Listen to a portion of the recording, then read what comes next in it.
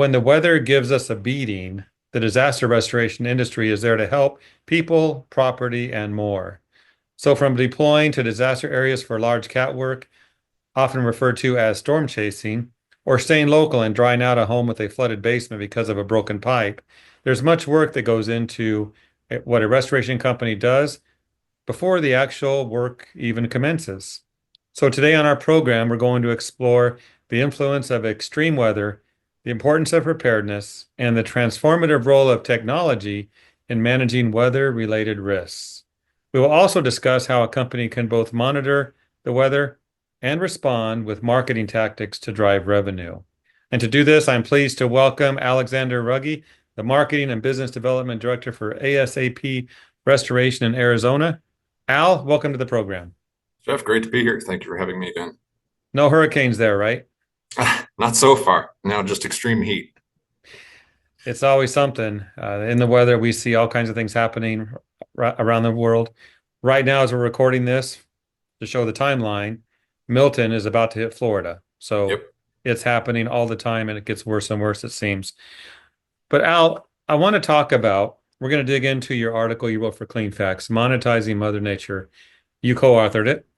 And we want to talk about what the content in that article can do to help the industry because not every company is the same. Some are set up to respond quickly, others need some help.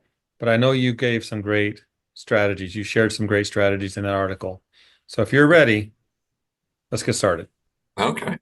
Let me see. So I would say that depending on what your size is, right? I mean, small, medium, large restoration companies are going to have different offerings and different capacities and logistics and challenges and stuff. But the biggest obstacle I would say that all companies face, no matter what size they are, would probably be preparedness and communication. So when it comes to monetizing the weather, I think that the biggest factor for most people is really going to be as simple as using a calendar. I mean, I think that we all get wrapped up in the daily, rigmarole of trying to keep a business running, trying to grow things, trying to keep the customers happy, trying to make money, trying to do our best work. And, when we do those day-to-day things, we kind of forget that, week by week goes by month goes by, and then all of a sudden we're back to, the same season that we were at when we started making money last year. I mean, need to be prepared for those seasons. And I think that doing so, geographically speaking, is probably the best way to take advantage of it from an individual standpoint or a restoration company standpoint, however you want to make money off of it. So I would say if you're in the Northwest or in the North in general, you're going to be needing to worry about freezing rain, polar vortexes, stuff like that. If you're in the Southwest, you need to worry about storms, or excuse me, drought season and fire season. There's a monsoon season in Arizona, Texas, New Mexico, so that's going to be a mold season right after that. So marking these things down on a calendar, no matter where you are, no matter what business you're doing, is probably going to be the easiest way to take advantage of the dynamic, changing nature of Mother Nature. Some low-hanging fruit, you might say, some easier things to do. In your article, you also talk about technology. Let's do a deeper dive into that. Okay. What type of technology do you feel that those watching can embrace to take this to the next level? Well, from a monitoring standpoint, I would say that technology plays a big role when it comes down to storms. So, I mean, we're in the restoration business. A large portion of that business is going to be related to water damage. So, knowing where that water damage is going to occur or where it's most likely to occur will definitely set restoration companies up for the highest level of success possible. Um, So that would come down to everything from weather monitoring software that you can use if you're a big enough operation, if you have the resources to take advantage of that. And if you don't, then just keeping track of the 10-day forecast is a good plan.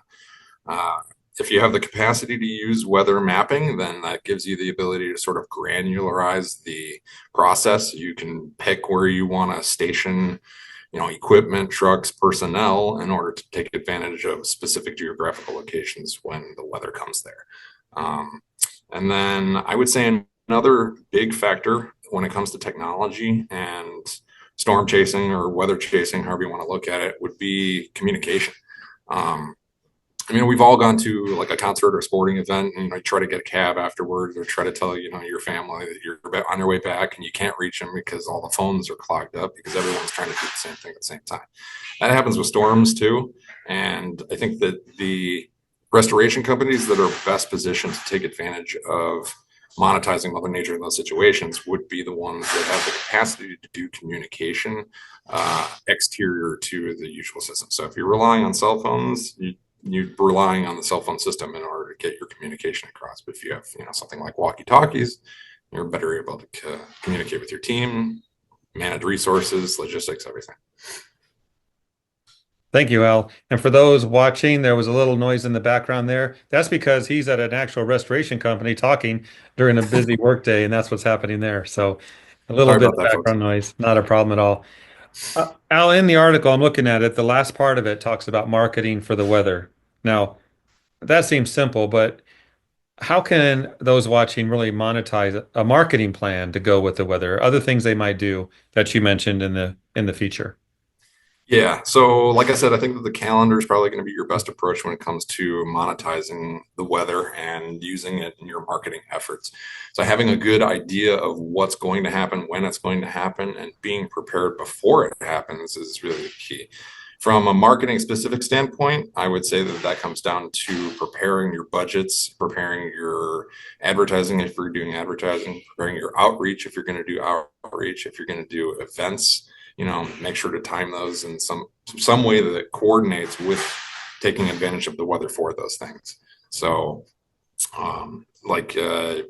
for your strategic partnerships, for example, like if you were to partner with other restoration companies or cleaning companies or something like that, then you would need to have those partnerships established before the weather comes so that you're not worried about if you can borrow air movers from them or rent them from them when you need to transport them. You know that you already have that relationship established, what the costs will be and how to get them and where to go and all that fun stuff.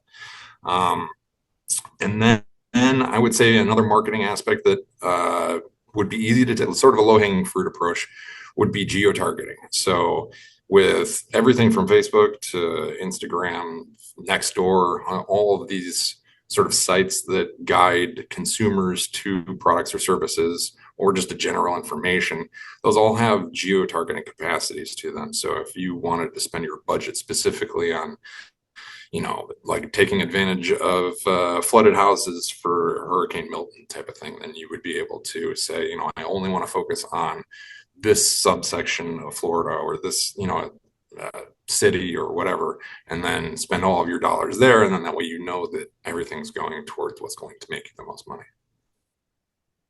Good strategy. You mentioned if you need equipment, you might rent it.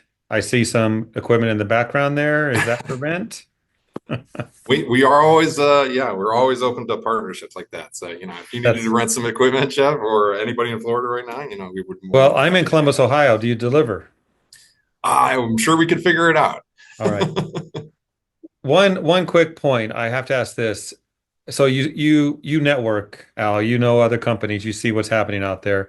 When you see another company flounder, they want that work during these storm seasons and these events, but they just can't make it happen. They flounder. What are some of the, maybe it's one or two or three, but what are the big breakdowns you see with these companies? What are they missing? I would say it really does come down to preparedness and logistics.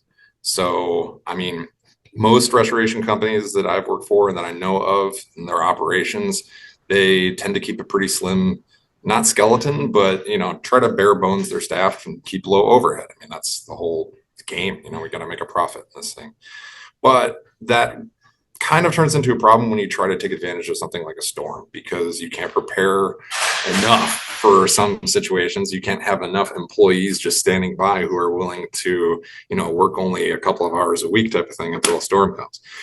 But for those that do have that capacity or that have those relationships, establishing those things prior to the actual weather event will make a big difference for sure. The biggest failures that I've seen in that were a lack of preparedness from a personnel standpoint and then also a logistics standpoint. So like transporting actual equipment to the location from the other side of the state, for example, is something that you need to, prepare for. You need to get a bigger truck than the one that you've got that you use to haul stuff across town. You know, if you're going to haul your entire operation from one end of the state to the other, it's going to take some logistic work. So preparing for that on every front, from the calendar to the marketing to the partnerships with other businesses in the area that you can take advantage of. Those are all avenues that make it much easier to achieve success when it comes down to monetizing Mother Nature.